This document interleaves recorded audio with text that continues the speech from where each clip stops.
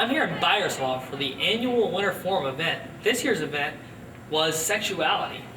In this discussion, Desperate Housewives, Britney Spears, and the role of sex in the media, students discussed how the media played a role in the sex lives of both this generation and the younger generations.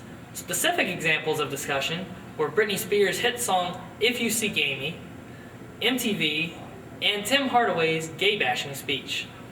Students participated in a discussion about the role the media plays in sexuality. The discussion ranged all the way from advertisements and magazines to stereotyping and music. In the afternoon session, the keynote speaker, Elizabeth Marquardt, came to weigh in on the discussion.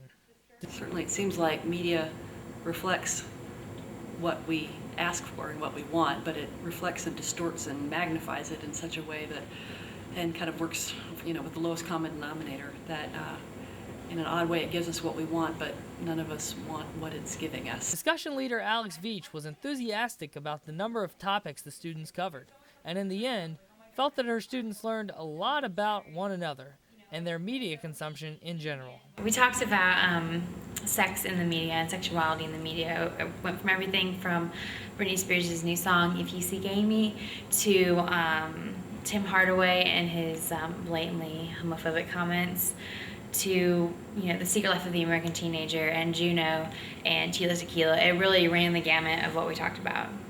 Participation varied from student to student, as well as opinion. But despite the fact the group did not come away with a consensus, sophomore Rive Henderson is confident that something was learned.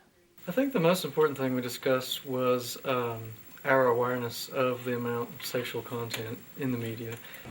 Students in the discussion group behind me were unable to come to a consensus on whether the media, the parents, or the children were responsible for the role of sexuality in media. But they did agree that, to some point, media is responsible for our perception on sexuality.